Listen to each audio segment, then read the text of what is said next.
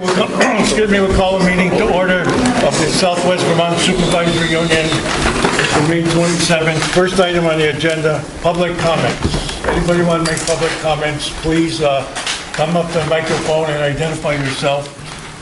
And we're welcoming everybody. Good evening. I'm Marilyn Woodard, an English teacher of 35 years at Mount Anthony Union High School.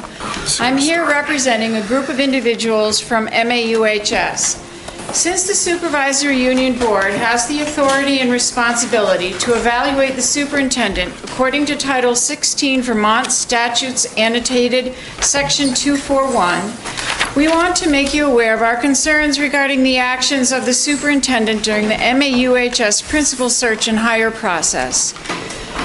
I have a statement that was read to the MAU board on May 20th that has been signed by 95 employees. The statement reads, "We, the undersigned faculty and staff of Mount Anthony Union High School, acknowledge our commitment to the SVS goal, open quote, to develop and foster a culture within the SVSU educational community in which behavior and communication are driven by the values of respect, honesty, commitment, and openness," close quote. Our educational community has worked diligently since the fall of 2011 to heal and establish trusting relationships across all levels of the educational system. We ask the MAU board and now the SVSU board to review the actions of the superintendent in connection with the MAUHS principal search and hiring process in light of this critical SVSU goal adopted in April 2012. At the May 5th, 2015 MAU special meeting, Mr. Colquhoun stated that he has, open quote, heard many of the rumors and can only imagine the ones that I haven't heard, close quote. We too have heard much talk about things that were said and done during the process of hiring MAUHS's principal. We presented the MAU board with our questions at the May 20th board meeting and were told by board chair Tim Holbrook, open quote, "I will guarantee you this board will respond to the questions you have asked," close quote. We would like the SVSU board to gather information about the superintendent's actions in this process. And if the board determines there were any inappropriate or unethical actions, we expect you to hold our highest educational leader accountable. Items to examine and consider. Number one, the search committee voted 6-2 in favor of Mr. Michael Malloy. Not all members endorsed a second choice. A majority of the search committee members are questioning how the superintendent received their recommendation and what information was given to him since he only spoke directly with 2 members. Number two, at the May 20th MAU board meeting, Mr. Colquhoun responded to a question about telling the search committee members that there would be a small team site visit only to conduct it himself by saying he didn't remember telling the committee that, and things, open quote, get modified as we go along, close quote. Why did Mr. Colquhoun conduct this site visit on his own?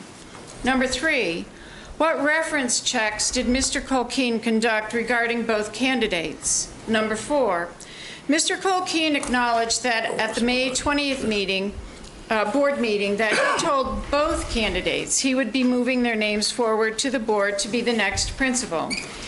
He specifically said he called Glenda Cresto 2 days prior to the meeting, and then, open quotes, after hearing from several school board members, I didn't believe that I was going to have support for that candidate, so I called the second candidate, close quote. He claims he told Mr. Malloy, open quote, that there are at least, by my count, at least 2. It's contentious. There are at least 2 board members that will not support your candidacy, possibly 4, maybe even 6, so it's contentious. Mr. Colquhoun's explanation does not make sense. He states he wanted Ms. Cresto, but upon hearing he did not have board support for her, he called Mr. Malloy and told him he didn't have the board's support. Mr. Colquhoun later said in regards to his call to Mr. Malloy, open quote, "It's not really a strong endorsement of any candidate. It's a reflection of the political process that I have to deal with as to what candidate I can get forward," close quote. SVSU Policy 4020 states, open quote, "The superintendent will recommend a candidate for appointment," close quote. It was his responsibility to select the candidate he thought was best suited to be the next principal of MAUHS based on all of the information gathered, and then to present that candidate to the board. He had a responsibility to select a candidate and then tell the board why he was nominating that individual. It is not a political process of getting votes. Number 5, did Mr. Colquhoun have communication with MAU board member Francis Kinney prior to the April 7th meeting about his interest in nominating Glenda Cresto? Did Francis Kinney communicate with other board members prior to the April 7th meeting saying, open quote, "We want the woman," close quote? If so, this would have been prior to having a discussion of the candidate's strengths and limitations based on the search committee's input and Mr. Colquhoun's official recommendation. And number 6, why did Mr. Colquhoun allow non-MAU board member Larry Johnson to stay in the executive session discussion on April 7th? Thank you very much for your time. And Mr. Sweetheart, I have the Copy of that? petition. Those 6 questions? I'm sorry? Could we have a copy of those 6? A copy of the whole thing. You certainly may, but it's got my scratches on it. Oh, thank you. Yes, that's the petition, and then 6 questions. So I'm really I made some Okay, corrections. thank you. You're welcome. Thank you for your time. Anybody else, other public comments?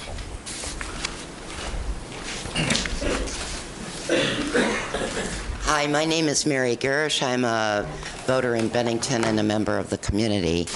And as an addendum in terms of your investigation, oversight, etc., of what happened in this whole situation, I would like to add that the agenda, which was published or warned, if you will, for the April 7th meeting, said nothing about the decision for a principal on it. And in fact, there was some contention at the meeting last week that one or more members may not have realized that there was even going to be a vote taken. That further exhibits the lack of transparency that was apparent through this whole process, which has resulted in a situation in which the community, the teachers, the students, and yourselves are left wondering what happened here and how can we possibly make this a success of any of this. And part of it is that the process has not been open and transparent. People weren't allowed to vote and voice their opinions because it wasn't warned on the agenda. And while you're looking into that and other possible violations of the Open Meetings Act relative to that board, I would ask that you reconsider the whole situation. Thank you very much. Thank you.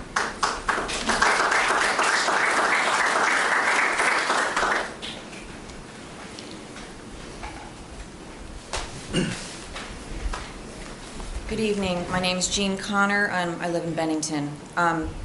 My first paragraph more relates to the MAU board meeting, my reaction to that, but I hope that you'll listen to me. My second paragraph specifically relates to you. After last week's MAU board meeting, I am even more outraged, disappointed, and suspicious than I was. The inability or unwillingness of anyone to articulate a compelling reason why Glenda Cresto was offered the MAUHS principal position is astounding. All we get are vague responses about the board wanting change and weak references to Ms. Cresto's education and professional experiences. From what I have witnessed, MAU has been moving in a positive direction for many years. No change is necessary, in my opinion. Just keep the school moving along the same path should have been the goal. I really wanted to understand and be able to get behind this hire, but I can't because there doesn't seem to be a reason to. To the SVSU Board, it is your turn to make a big decision. It is up to you to decide if you will offer Mr. Colquhoun a 2-year contract.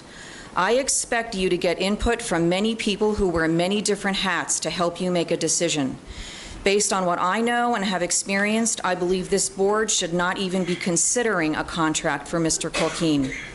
He doesn't have the support of many teachers and staff in the district, and many key community members are unhappy with his performance as well. I don't think he can recover from the damage he has done. He has lost credibility, so he will be ineffective as a leader. His time as our superintendent needs to end so we can move forward as a community. That is change that makes sense, and the reasons are obvious. Thank you.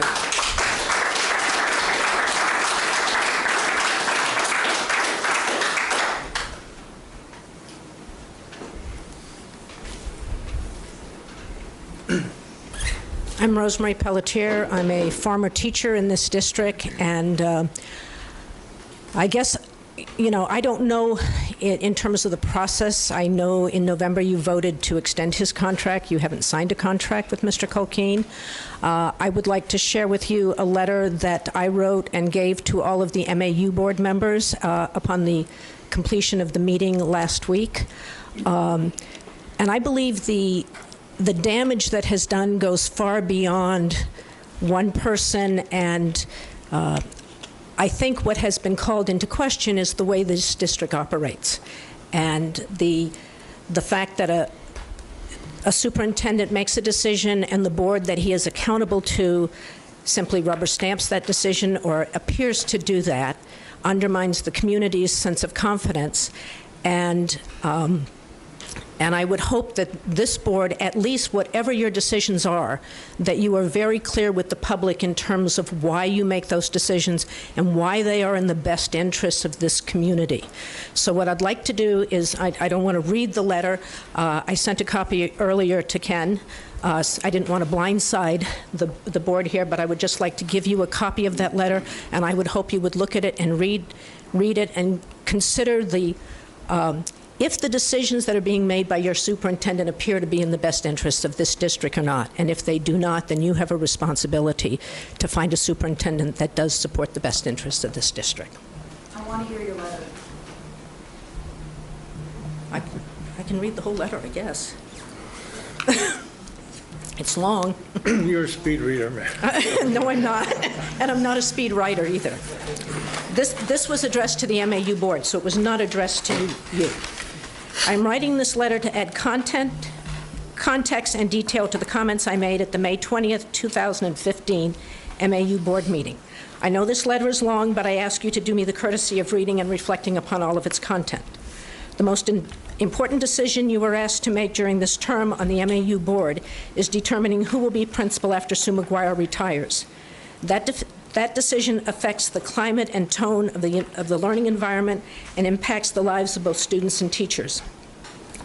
I know how important that decision is because the only reason I left Mount Anthony in 1995 was that I was unwilling to teach another year in the toxic environment created by then Principal Sandy Tangway. I don't know if you have any idea the depth and significance of the positive changes that Sue McGuire and her administrative staff, working with the faculty, have created during her tenure as principal. When I recently returned to Mount Anthony to teach AP Calculus for a semester, I was amazed at the positive difference in the school climate as well as the increase in academic rigor. There is a clear sense of purpose that permeates the overall climate. It is clear that the best interests of students is the driving factor in all decisions. Students are respected, encouraged, supported, and held responsible for their own behavior. As a result, students are in class, engaged, and have a sense of pride in MAU. Faculty members are encouraged to work collaboratively. The administrative team works to find creative solutions to challenging situations. Thus, the many unique programs designed specifically to meet MAU students' needs, such as the freshman programs designed to create a smooth transition from middle school to high school, the after-school program to provide math tutorial help, the Twilight program designed for students who would not thrive in a traditional classroom setting, the Senior Project and Virtual High School, to name a few of the wide variety of programs tailored to enhance student success. While increasing the academic rigor, the high school graduation rate also increased by 10% over the last decade. As a longtime AP teacher, I was delighted to know that MAU is one of only 6 Vermont schools to make the AP honor roll this year. During my semester, it was clear that MAU has focused on respecting the individuals, whatever their role in the school. This transformation doesn't just happen. It is the result of years of efforts by a dedicated leader with a clear vision and a faculty and staff that consistently and deliberately work together to realize this vision. If it isn't broken, don't fix it. As a matter of fact, if it is running smoothly, let it continue to evolve in a positive direction. What is this call for change that I heard at the MAU board meeting as a justification for your decision? And yet, when asked what change you wanted, no one on the board could articulate even one thing. You yourselves admit that it would be hard for anyone to follow in Sue McGuire's footsteps. However, you are so fortunate to have a principal who, instead of counting the days to retirement, has diligently planned for a smooth transition. She has provided her administrative staff with opportunities over a number of years to develop their administrative skills under her supervision. They are familiar with the many programs that have been established to support the students, and they have a good working rapport with the faculty. These experiences have uniquely prepared Mike Malloy for the position of principal of MAU, far more than Glenda Cresto's experience at a small school. Mike Malloy applied for the position knowing full well the challenges and the time commitment, as he has been at Sue's side seeing it firsthand. He was poised to provide a smooth transition. He was ready to provide another decade of stability building upon Sue McGuire's legacy. I cannot believe Sue made your job of replacing her so easy, and you blew it. Instead, you abdicated your responsibility of due diligence and chose to rubber stamp Mr. Culkeen's recommendation of Glenda Cresto, knowing nothing, by your own admission, about her except what she chose to reveal in a resume, if you even chose to read it. This is a betrayal of our trust. Instead of a candidate who honors his contracts, you have a principal who on 2 occasions has broken her contracts. The Carver Public School Committee regular meeting minutes, August 14, 2006, indicate, and I quote, Glenda Cresto has resigned her position as assistant high school principal before she was able to begin her job. Close quotes. Note, if you read her resume, there is a gap between 2004 and 2006, and an aside, that's why I ended up looking. This was not an isolated incident. Again, in 2009, after 1 year on the job, she resigned her position effective within 3 days of the start of the school year. Instead of a principal who is dedicated to high school-age students, you have a principal who, in a March 15, 2015 letter to Superintendent Collins, stated, and I quote her, "At this point in my career, I would like to refocus my energies on the early grades for one important reason. I am determined to ensure all students enter junior and high school proficient in reading, writing, and mathematics." Instead of a principal who would provide long-term stability for the next decade, do we even know Mrs. Cresto's plans for the next year or thereafter? I cannot help thinking that your vote is little different than betting one's life savings on a long shot and risking losing it all. Except in this case, it is not you who lose, it is our students and teachers in our community. Knowing many of you and respecting you, I am completely baffled, angered, and disheartened by your decision. I will leave it to others to question and address the flawed process used in selecting and voting for a candidate. However, the lack of transparency and the lack of a solid justification for what appears to be an irrational decision opens the door for speculation about the real intent of this decision, which further contributes to the erosion of trust. It also makes Mrs. Cresto's job harder, as many, especially your staff and faculty, will not believe that she has the position based on merit. The way this appointment has been handled feels as if the process has been intentionally manipulated by the superintendent. Members of the search committee can speak to this. Given the way this whole process has been mishandled, for example, with the superintendent admitting that he notified both candidates that he was nominating them, and also that he, prior to the board meeting, selectively spoke to MAU board members who had served on his Career Development Center board, I hope you have been reflecting on the best way to either undo this action or mitigate its consequence. I would hope you would also personally encourage your colleagues on the SVSU board to learn from your mistakes and be more deliberate and examine the facts before simply renewing the superintendent's contract. The district should also put in place a clearly articulated process for future administrative searches at both the SVSU and MAU levels. Thank you.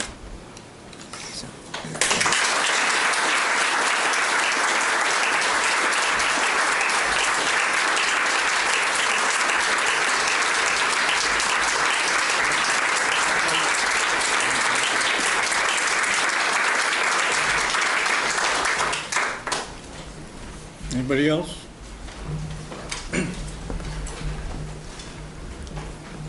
Well, I'm a teacher and I work for you. And I've been hired 23 years ago. During that time, Mike Malloy was hired when I was hired. And I've seen him and Tim Payne, who was hired as a teacher's assistant around that same time, do an awful lot for our community. I've watched them grow professionally, personally, and I've seen the kids flock to them. I've seen them give a 20-plus year commitment to our community. Tim Payne has been made a principal, and to my knowledge, he's doing a great job. And Mike Malloy is also in a position where he could follow the same path that I've seen Tim do. And I just personally, as a health teacher of 23 years, having a postmaster's degree in educational leadership, and being 2 credits away from having a public health certification, know that one of the most important things to any community is its ties.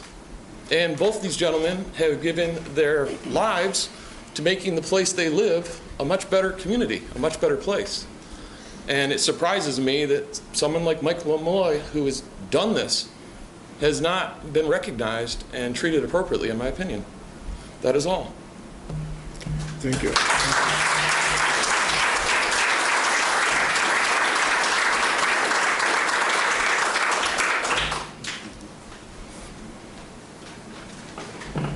Good evening. Just last week we were in this very room with the Mount Anthony Board, and I thought it would be important to come back this week to speak before this board as well.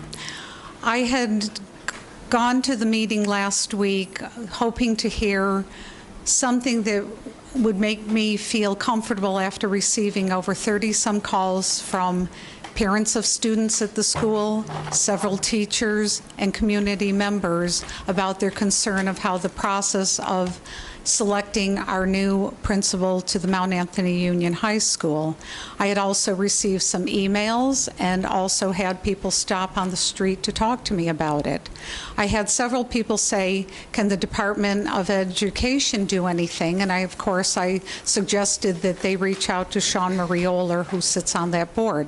Didn't know what basis could come from that discussion there, but gave them that opportunity. I had not expected to speak last week and didn't want to, but as the discussion rolled out, I was more concerned and actually walked away from the meeting as concerned, if not more concerned, than when I arrived. I had hoped that the concerns would be unfounded. What I found was a process that it appeared as though the search committee had done their due diligence to provide the 2 names that surfaced to the top of this selection process. I will say the selection process seemed a little not fully clear as to how the steps would take, and I guess I had hoped I would hear through the discussion that there is a form or a format that you follow that gets you to the point of selecting your principal or the administrator of whatever position you're trying to fill. And it was not really clear. So my understanding was that the search committee did their due diligence, and we had 2 candidates. And I'm sure both candidates are probably well qualified, probably great folks, probably have their strengths as well as weaknesses. The next step was for the superintendent, who I am disappointed is not here this evening, to again be before the folks that are concerned in this process. Hopefully he will be for another time, but we're too far into this process that I'm very concerned with that as well. I think the concern that came back to me was when it was said that the 2 candidates were going to be further reviewed, researched, however, to have a candidate surface to the top that would be suggested and promoted to the board, the Mount Anthony Board. And where the discussion really headed south and was really, I think, very unprofessional was when the superintendent said that he thought he didn't have the votes before, and he had told Glenda that she, 2 days before, was going to have the position, then told Mike Malloy he was going to have the position because he didn't have the votes politically. This isn't a political process, folks. This is about the superintendents doing due diligence in bringing to the full board, with no prior discussions, the top candidate that they should have voted up or down that night and be responsible for their own votes as to what information he brought forward. I guess I would also be a little bit concerned that the superintendent may not have chosen to have other members with him in doing the final step of the research, because he still is under his probation period as well as superintendent. So for his own, I guess, credibility as well, that should have been part of the process. But this isn't politics. This isn't about you trying to get the votes before an executive session. Everyone should have heard the exact information at the same time in that executive meeting. The Mount Anthony Board should have voted up or down, and if they voted down, then it should have gone back to the search committee to say the next candidate is the best, or we go back to the drawing board, or whatever. There is no due process. This is a total disrespect to two professional people that had surfaced to the top of this list, and I can't think of anything more unprofessional. And a person that has now been given the position, any comfort level she can come into this community under this cloud. And you have an opportunity to somehow look at this on a broader base than the Mount Anthony Board, I would hope, and going forward to fix this wrong. And I hope that you will do that. I hope you will listen to all of these concerned people that are here today, not only parents of students that are here, but parents of students that are coming into Mount Anthony. I think we've got to stay focused that all of our administrative personnel are critical. But when you have the high school and it's transitioning our young people into adulthood, that is a critical position that needs to be well thought out and filled for the future of our students. So I hope you'll do the right thing.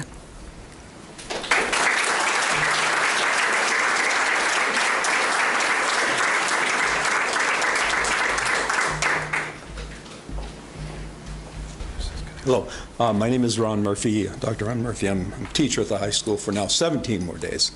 I was 21 the last time I stood up in front of a microphone. I want to thank you all for the work that you do. There are a lot of people that would not want to hold your job and haven't run, and I think you need a lot of credit for what you've done, for the way that you represent us. I'm not a lawyer, so some of the stuff that I will ask you or suggest to you may not be legal, I don't know, but it is how I feel. And that's the best that I can do. I think we do need change. I think we need change to some members of the school board. I think we need change to the person who is acting as superintendent. And I think we need change in that you have to feel that you don't need 100% agreement when you do something, because the lowest common denominator is great in math, but in board consensus, it isn't necessarily, because you may have a few people that really want to hold things back, at least in my view, and impose their views, which are draconian and ill-advised and not good. I think you have the right to refuse to offer a new contract to the person who's acting as superintendent now. I think your refusal not to do that is probably worse than what the MAU board did last week. They may have been fooled. I don't know what happened there. It was so convoluted and so screwed up that you can't even figure it out. All the things that should have happened and didn't, and all the things that did happen but shouldn't have, and all of a sudden we ended up with something that has really, really upset people and will continue to do so. You now know what you're working with. You're working with a person that really messed things up, his first shot. I think that these things have a ripple effect. I consider myself a very creative person, and I know what turns off creativity. It's called atmosphere in the school. It's happened before. We've had a string of principals that really were not nurturing, I guess would be a very wonderful way to describe it. And when this happens, you get a brain drain. The people that Sue has attracted, incredibly talented people, really wanting to work. The environment in our high school is anybody would do anything for anybody, because we know what we're about. It isn't that Sue did something, it's just that we all did it together. We created a community that has surpassed what we should have done. Incredibly dedicated teachers. Of course, not everybody's perfect. But so what? We work together as a group and we do great things. When you start messing around like well, I shouldn't say you didn't do it. Well, you did hire the guy, but when that mess up starts getting going, it kills creativity. It kills the desire of people to really volunteer their time to help after school, to do all these things that we do that you don't hear about. We don't advertise it. We want to do it. We want to help the people, the kids that are here. And I'm afraid that if you don't do something about this, if you don't make it right, that ripples into the community. It brings businesses in, it pushes businesses out, depending on the quality of the school district. Who wants to move their kids in to a district and start a business where the school is in shambles, where if teachers are happy, that's a bad thing? All those environmental issues that are part of my life, and I know you know about them, but I don't think you feel them because, I'm more of a part of it than you are. But you have to do something about this. You cannot let it go. You cannot say, gee, maybe his next decision will be better. We know what we're working with. I think many of you were worried a little bit about it when he was first hired. I think you need to go back and revisit that and see what's best for the community and the high school and the kids in it and, yes, the teachers. Again, I appreciate what you do. I know it's hard. I wouldn't want to have this decision on my shoulders either. But this is the way that I feel, and so now you know. And thank you very much for listening.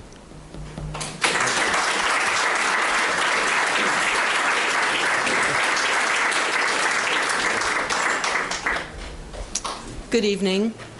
My name is Jeannie Jenkins, and I'm a member of the community. And I want to talk about transparency and community involvement, particularly in the superintendent's search. I was on the superintendent's search committee, which took place a year and a half ago. And it was a large community. It was a large committee. There were 13 people on that committee: teachers, SVSU board members, some of whom are here, administrators, some of whom are here, central office, and community members. I was one of the 3 community members. This is relevant because this was a committee that was inclusive, and it set up a process that was inclusive. It was transparent, and it involved the community. The search committee first sat down and talked about what they were looking for in a superintendent. And while we did not all agree on all the elements of what we wanted, some of those elements included someone with excellent oral and written communication skill, someone who understood the role of superintendent and was a leader, someone who could work with the community, both as an active partner and someone who understood what was needed to further invigorate the school system. There were other points that each of us on the committee particularly cared about, but we did share a common purpose, and we did talk about that common purpose. The search committee planned on setting up times for different constituencies within our community to meet whoever the candidates ended up being. We had identified parents, teachers, the general community, the economic development community, business leaders. We wanted to get input from a lot of different community partners, and that was in part to help inform this board. I didn't realize it at the time, but apparently it's quite unusual for a school board to ask to actually meet the candidates that the search committee puts forward. So this board wanted to meet whoever the finalists were, and we wanted to be able to supply both our thoughts and the community's thoughts about those candidates. That didn't happen because we ended up with 2 candidates as finalists. One withdrew because he had several job offers and he took one closer to home. The search committee met after the one candidate withdrew, and this is relevant. We did not recommend putting the other candidate forward. Instead, we recommended that the search be reopened in July of 2014. As we know, for a variety of reasons, this board decided to put in place an interim superintendent. We had a superintendent that was graciously staying on and really did want to leave the position. And so an interim was put in place. I want to be very clear here. I am not talking about the individual. I am talking about the process. The process, the questions that I have about this process for you, since the search committee requested that another search be put in place, is what is the process that has now moved the interim superintendent to a non-interim superintendent? I don't know what he is at this point. I can't seem to figure it out, but he's no longer an interim superintendent. I understand that there was a survey that was sent out in November, perhaps to members of boards in town. I'm not really clear on who it went out to. However, I have heard that one member of a board in town received this survey for the first time several weeks ago. So if a survey went out, are there results that the community should be seeing? Are we still collecting results? Who are the people that are important enough to get this survey? Should the general community get the survey? I don't know. On what basis did this board choose a superintendent? Why didn't this board see fit to reopen the search during the 12-month interim period? Where is the community involvement and the transparency in the process that's being followed right now? I have to say, I am truly disheartened and distressed to see that somehow a process that started out as a very public and very transparent process is now so convoluted and so non-transparent that a normal community member cannot find out what is going on. I do think that this committee should rethink what it's doing with the superintendent. I have no idea I have no idea where we are in the superintendent search or if there is one. But I would strongly recommend that we do put in place a superintendent search this summer and move forward in a transparent and a community involved manner. Thank you.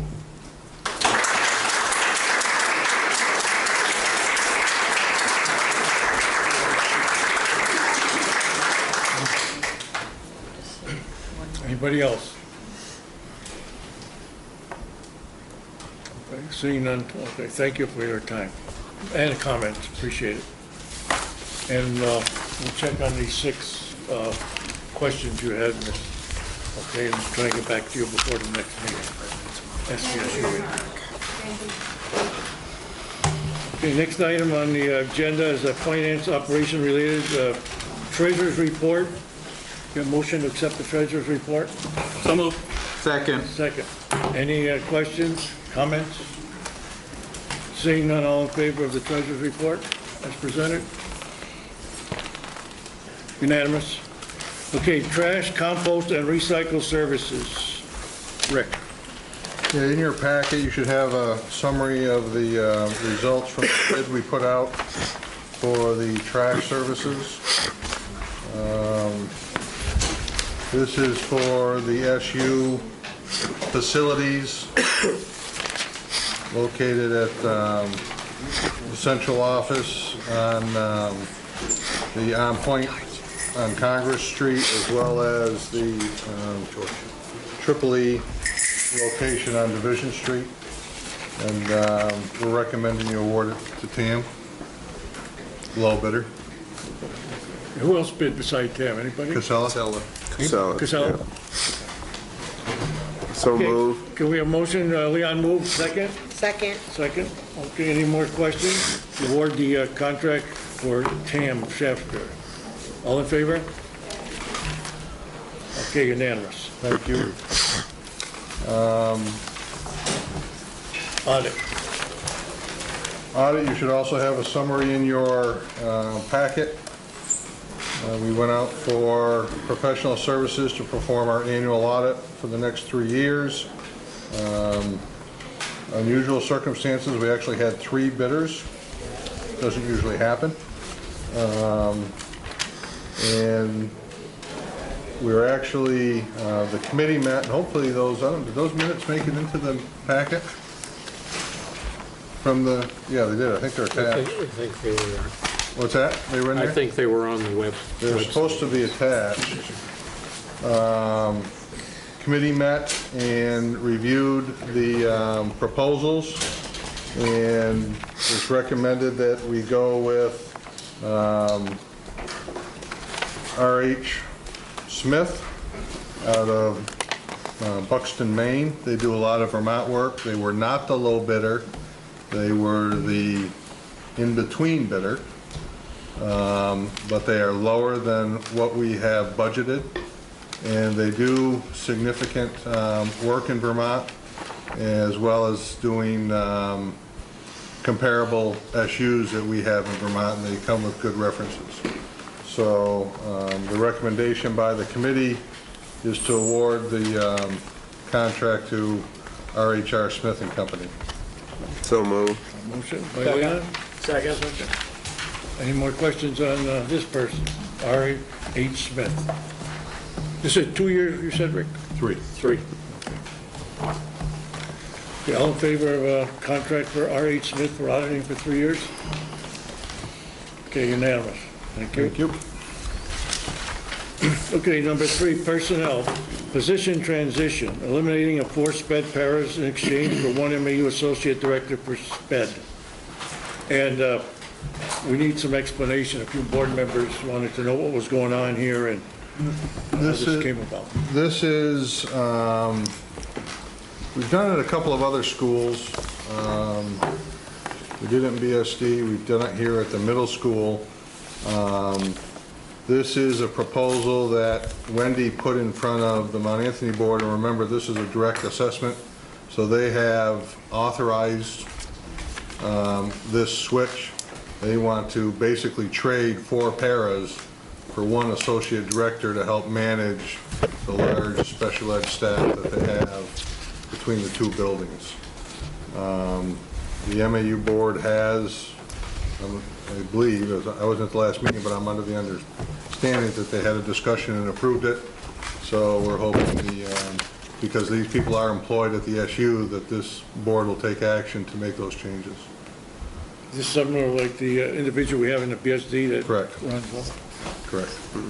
Now, is it a direct, cost-wise, Slight savings.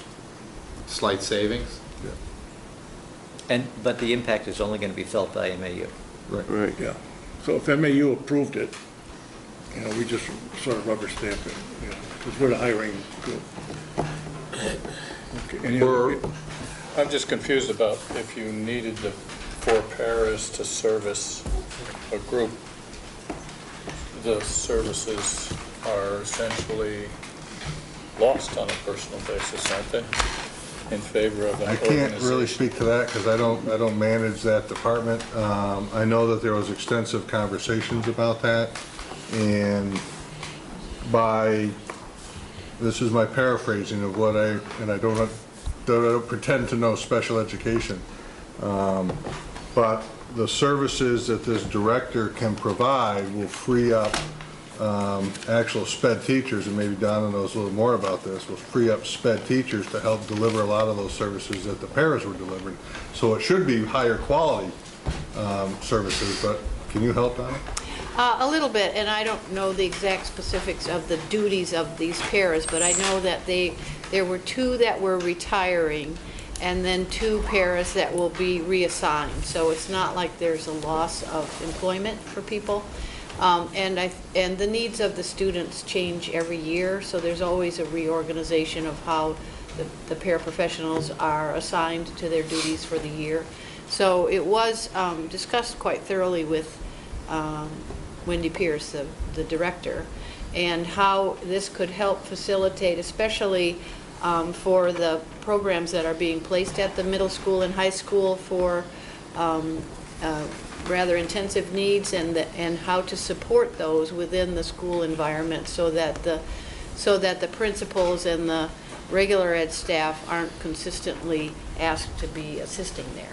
So they're feeling that this will really strengthen the programs and offer more direct control so that the person that's in charge can really be administering those programs more effectively. Great. Is this at the middle school or the high school? Both. No. Split in time? Yes. We had an organizational chart. I didn't realize you didn't have one here tonight to actually go over and look at the whole layout of the plan. So there is something in place along that line, and in the top description we discussed that to talk about what needed to possibly be in there to help strengthen the things here. But I think you're exactly right in terms of freeing up individuals to be the person in this position to be able to perform tasks so others can be free to do things and be much more effective. So you're freeing up we needed certain 35 or 40 hours a week by doing this?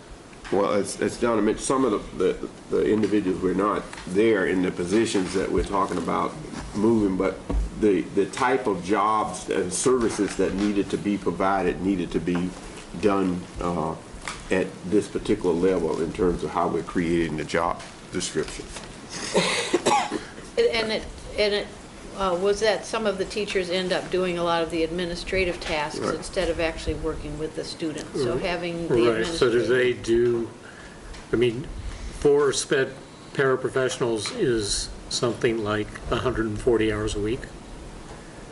It depends on the need and who the students are. Some students graduate or are these move on to full-time other or what? schools, and That I is really true. They're don't not know that necessarily flow. direct contact for that No, amount I of don't know time. that. Okay. Dave was in the discussion. Yeah, just add that the building principals who strongly support this request are hoping to have some of their time made more available because they were the ones who ultimately were taking responsibility for handling cases this associate director will now cover.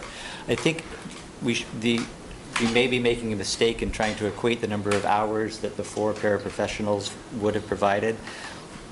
I'm reminded of a conversation that we had at the Shasberry Board with Wendy Pierce when she was hired, and when she successfully petitioned to have an associate director at the elementary school level, which was that it would give her a clearer picture of whether paraprofessionals were really needed in as many cases as they are now being assigned. I don't know whether that's what sort of is the logic here, but things change and are fluid every year, and the number of individuals who were assigned this year obviously is not necessarily going to be the same as next year, and she, looking ahead, thinks that she can manage with 4 fewer. So that's where the dollars came from. Mm-hmm. And again, I'll just remind people, this is an MAU direct bill budget. It has no impact on the SU's And I think it's consistent with the direction that the supervisory union is trying to go. Yes, very. And as you said, Dave, very much in response to the needs of the principals and other administrators in the middle school and high school, to support them so that they are not pulled into those situations as much. Ray, do you have any Well, follow-up? I'm not inclined to not pass what MAU recommends, but I did want to understand how they came to thinking that this was going to be an improvement for them. Thank you. Gene? All right, well, the positions, 2 of them are by attrition. Yes. All right, so, and they're direct billed to MAU, so there is no impact on any of the other districts or the SVSU. MAU position. If MAU, a year from now, decides they need 2 more paras, They would be their MAU's paras. if they decided they needed 2 more. Yes, yes. Okay. Any more discussion? Seeing none, all in favor of the position transition, raise your hand. Is there a motion on the table? No motion. All- So move. I'll do it. We on motion? Second? We on. Second. Okay, all in favor? Okay, unanimous. Thank you. Thank you. Off-contract wages. The amount the supervisory board approves a 3% wage increase for eligible off-contract employees effective July 1, 2016. Second? Second. Okay, discussion.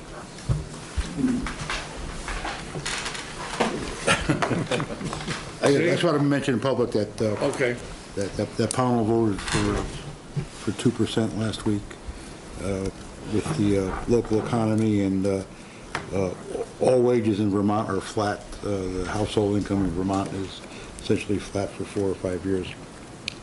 And I wish Mary Morrissey was still here, but the legislature, that 2% cap kept coming up. I don't know if it went through, but the state legislature wants to cap. So I was thinking if there was any, if there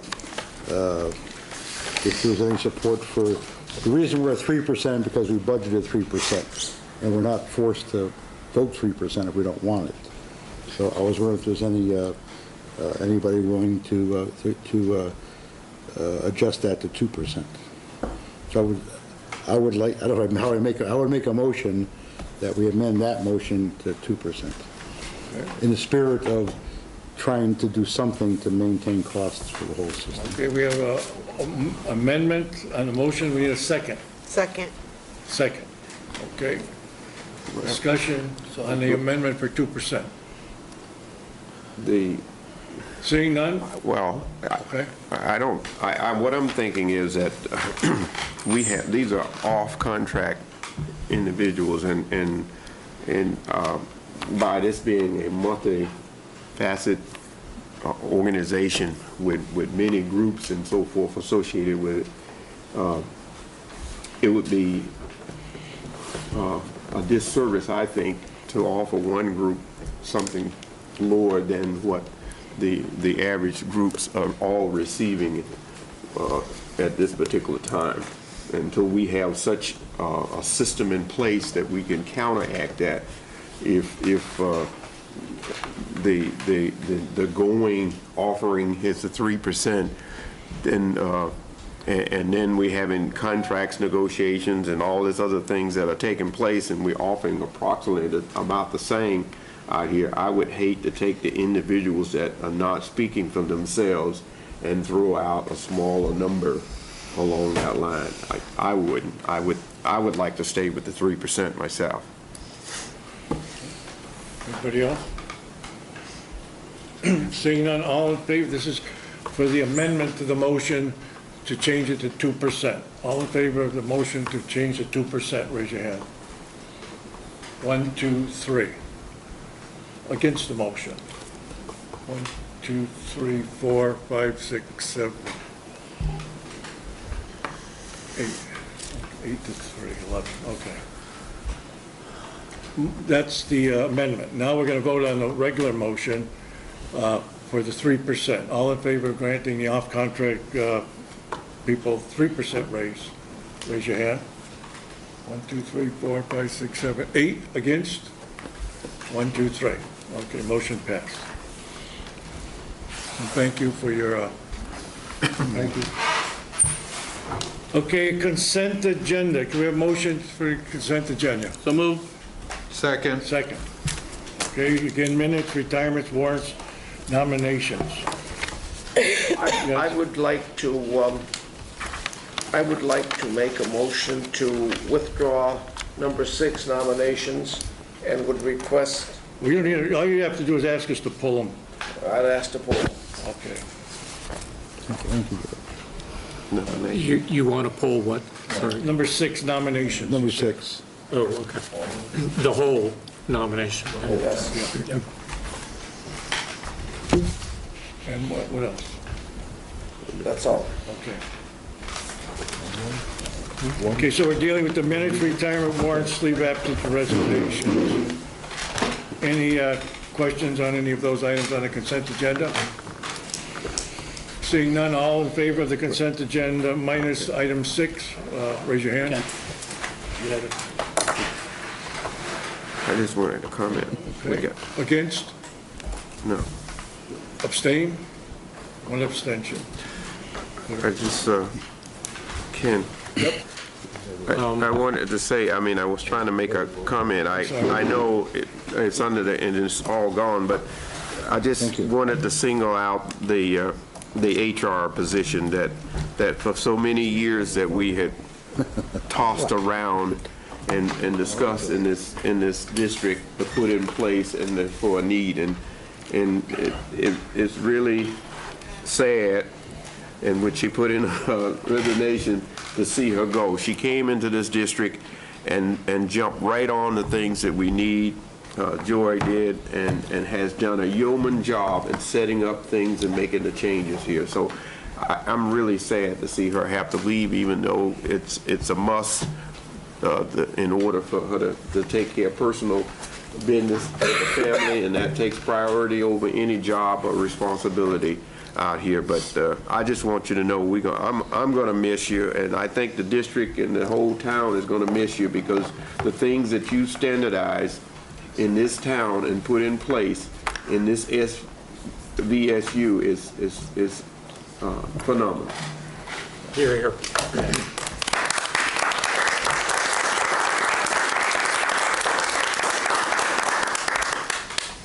Thank you. Okay. Policies, Leon, computer network and internet acceptable use? When are we taking up nominations? You took them off. Well, we moved it off the consent agenda. I presume you want discussion. Executive session. We want executive session after the meeting, at the end of the meeting. Okay, we have a policy number 6141, computer network and internet acceptable use. This is to warn, not to adopt. Is there anything you want to say about this? This is the one, this is a new review of the technology use in the district. Frank and very other groups around has worked on this diligently, get this into place, and it eliminates several other pieces of policies. But this is the update of the latest policy that will reflect all the new types of things that are going on in the world of technology and so forth. So please read it. This is a warning, 6141. And when if you have any comments or changes. When is your next meeting, Leon, for the policies?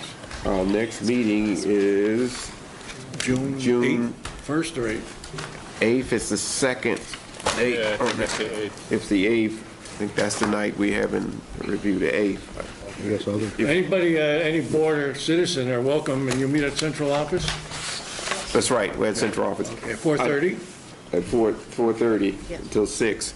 And I did want to say, in light of all the conversation that has been going on, the policy that everyone is talking about is policy number 4020 in terms of appointment of individuals except for the superintendent.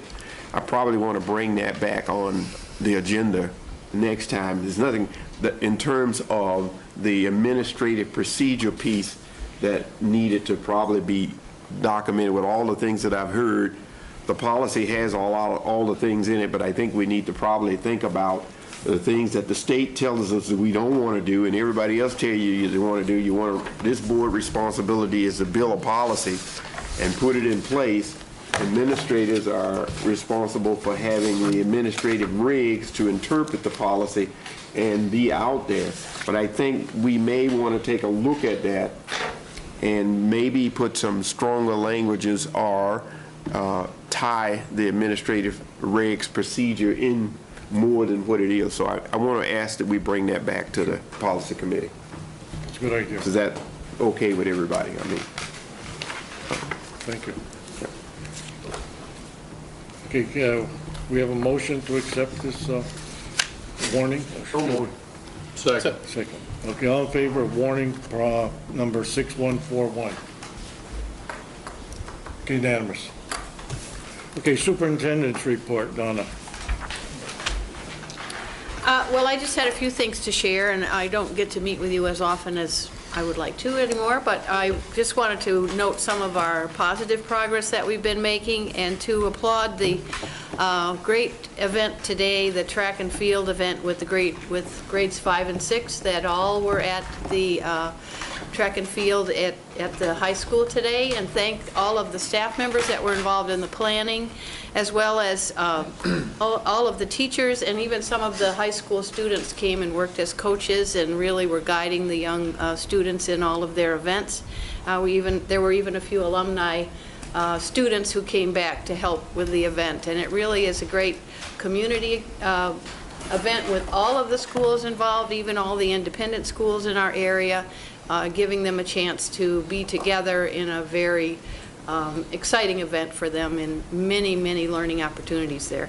So thanks to all, because it really was a great day. I also just wanted to comment on some of the great work that we've been doing with the principals and district leaders and our leadership teams here in the SVSU. All of our schools now have leadership teams and are working very closely as a team to really problem solve and look forward to our school improvement goals and our multi-tiered systems of support. And through that process, we're really looking at what each school needs and what teachers need in a very differentiated way so that we can try to reach the goals that all of these schools have identified that will help improve student success. We've also been working on creating a very consistent principal and administrator evaluation plan based on the Vermont leadership standards, and I have been working through that with Superintendent Culkeen to meet individually with all of the principals and going through a process including a self-evaluation and then setting goals to really improve their performance and what they need in their individual schools, and then helping to support them in what they need to meet those goals. And we've also been working very closely with many different staff groups of teachers and administrators looking at our curriculum and instruction development across the supervisory union, really looking closely at how we implement curriculum in the best way and bringing students to be college and career ready, including looking at personalized learning plans and proficiency-based graduation requirements. So there's been a lot of good work going on. I'm always happy to come and give you a presentation on any piece of this, but it would be a lot for you to hear about tonight, but I'm always willing to come share that with you. Thank you. Thank you. Any questions? Okay. Under Chair's report, I just have one thing here. The Vermont School Board Associations, you can write this down someplace. Their annual meeting is going to be October 22 and 23, Thursday and Friday, at Lake Maury. And again, it's really worthwhile. They usually have a great speaker, and there's a lot of things that you can sit down and talk with your colleagues throughout the state of Vermont and see what you think is a problem, what they do. And it's a great learning experience. So you don't have to make any commitments now, but if you keep those 2 dates, October 22 and 23, Thursday, Friday, I think you'll enjoy it if you have open time and you're able to make it there. Okay, and the enrollment and the budget status was online. Yes. Can we need a motion to go? Do you have something on the I'd other? like to make a motion to have an executive session on number one, a legal matter, and number two, on a personnel matter. Okay, second? Second? That would be right now? Yeah. That's pertaining to the nominations. Oh, we got that. I have another. I have another also. I have another. Okay, I'm sorry, okay, hold that. Okay, go ahead, Jim, first. As you all know, the Pownell buses are being threatened. Pownell has their own buses, and we want to keep them. Twice before, this board has supported us in our effort with the State Agency of Education to keep our buses. We left off at our last meeting with the superintendent, and he had spoken to the Agency of Education that, first of all, the Supervisory Union Board has the legal authority to manage the buses for all the districts in the supervisory union. So this board has the authority. So I'm coming to this board to ask for a motion to instruct the superintendent as follows. To seek a waiver for up to 2 years so that we, Pownell, can do a complete job of studying appropriateness of keeping our buses in-house. And that's the motion. We're going to ask this board to instruct the superintendent to ask the the Agency of Education for a 2-year postponement waiver, whatever you want to call it. And according to Mr. Culcane, it's kind of prearranged. They're expecting us to ask for this because it was... Is that a motion? Yeah, would you, someone That's a make the motion. motion for Pownell? I will make the motion for Pownell. Second. Okay, we have a motion second for Pownell. Any questions? Everybody knows what's going on in Pownell, where the state wants them to give up their control of their buses. But this will give them at least a 1, maybe 2-year waiver so they can maintain it and still build up a case to show the state that it's beneficial for them. Correct. Okay, all in favor of supporting Pownell? Unanimous. Thank you very much. Thank you. Okay, The only thing I had on May 26th at 9 p.m., we finally got an agreement on a teacher's contract. So, and it's real preliminary right now, but it will be coming before our board. I believe we're going to have a carousel meeting to ratify it, but the teachers have to ratify it first. So, and I have to tell you, I have to thank the teacher team, because this has been the best negotiations I've ever sat in, and I'm sure for others also. Plus the fact, you heard the horror stories, oh, we can't have an open negotiations. And I think it's because we had open negotiations and it went so smooth. So I'm not saying it wasn't contentious at times, but it was really, I'll tell you, it's a breath of fresh air to go through that process and have it end up like it did. So everybody was happy. So thank you, and I'm sure the rest of the board thanks you for that. That's a big obstacle we have to yep, start that's with. one thing down. Anybody else under other? Okay, George, you want to make the motion now? I already made the motion. We have a second? We have a second. Okay. All in favor of going into executive session for personnel and legal matter? Okay, unanimous? All right. Yeah. Great.